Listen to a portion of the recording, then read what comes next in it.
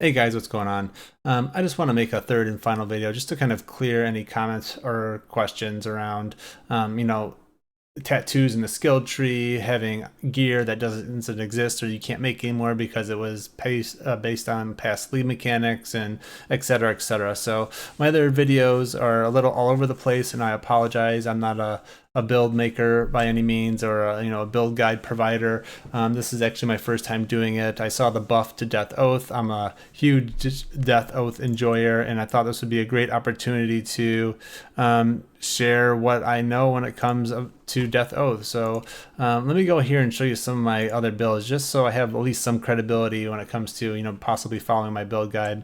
I may not be the best at making them, but I've made a lot of Death Oath builds in the past. You can see there have two here, made one in the Pressure League. Let's see, what do I have? I have one that is another one here. I made one in Ruthless, got level 80 on Ruthless. So yeah, I have made one with a Trickster. I mean, I've tried different classes, different events. You name it, I've tried it when it comes to Death Oath. So hopefully I have a little bit of credibility, at least for giving some advice. One, Death Oath is a great build to league start. You can switch off it when you get into the high 90s. You want to make another build, you farm up enough currency to invest in something that's going to cost a lot more. But to league start it and just to fly through the Atlas progression, I couldn't recommend another build. However, if you're looking at this for Wintertide and you want to stick with Wintertide brand, you can. As I was making this video, GGG just released an update that they added a new cluster to the northwest side of the Witch's starting location that has 30% increased damage over time with spell skills and 8% increased cast speed, which is great for Wintertide brand. At 10% reduced skill effect duration, but shouldn't be the end of the world. And then also they added another cluster to the northeast side, which is 12% damage over time multiplier with spell skills and 20% reduced duration of ailments on you. So pretty decent cold dot buff right there.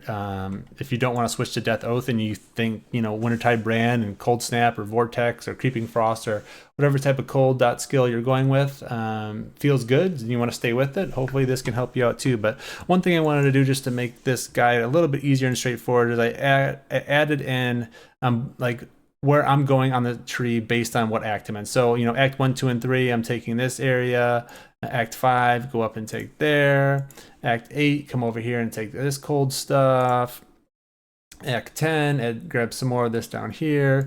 And I took it all the way to level 80. I wouldn't recommend switching to Death Oath before then, just so that you can farm up enough currency. By then, Wintertide brand should just be smooth as butter, getting you through those early tier maps. And yeah, you should be all good. I did also add in a Wintertide leveling gem setup. The one thing that I did not add is like kind of the same breakpoints of when you should have those gems where, because basically you get Wintertide at the end of Act 1 at level 12. So you're basically building on it from there, which, getting the gems as you get them, right? So Wintertide brand, efficiency and controlled destruction, you're getting that all kind of like in Act 2. So you should be all good. I did add another one in for Death Oath. This is all kind of level 85 stuff, so you should all have these gems and be able to link them all and turn them all on and everything, so you should be good there. One thing I did leave out is determination, because you do have to have the cluster jewel for that in order to be able to have enough mana to activate it. So I just didn't put it in here because that's not till way end game anyways, level 95 plus. So I did leave that out.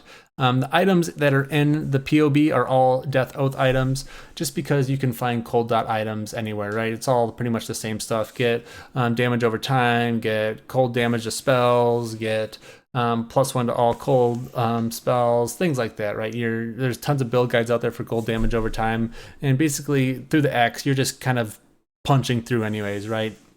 So didn't want to spend a whole lot of time getting all that cold dot gear, because you basically get what you get while leveling. You don't have to spend a whole lot of time with it. So the one thing I did put in the Death Oath, the start one, is these regular jewels. Chaos damage over time multiplier, chaos damage, area damage. Those are the three main kind of stats you're looking for. So I just kind of copied that all over the jewels here. And then for the end game, I did add the clusters and the glorious vanity. So yeah, should be all good. And when it comes to staying alive, when you equipped Death Oath, you should have enough life regeneration between everything on the tree. So here, life on kill, your vitality, your stone golem gives you life regeneration. You should have more than enough to stay alive. I've never had an issue, and any of the builds that I've been playing around having, life issues or the Death Oath ability draining life faster than I'm gaining it. So would not worry about any of that. But yeah, hopefully this kind of clears up any questions or concerns you had with my previous guides, or my previous videos, I should say. And hopefully this guide kind of clears it up for you. I'll put the POB in the description. I also created a Discord for this as well. So in case you have any questions during leveling or during the league, you can kind of find me over there, and I'll feel free to answer any questions or concerns or any roadblocks that you have with the build. I'm live on Twitch. I'll be live pretty much all weekend long, nonstop. So feel free to jump in if you have any questions or concerns. And I've been answering all the YouTube comments as well. So yeah, hopefully this helps you and gives you a little more confidence into starting the build. And I think it's a great time to try Death Oath if you've never tried it before.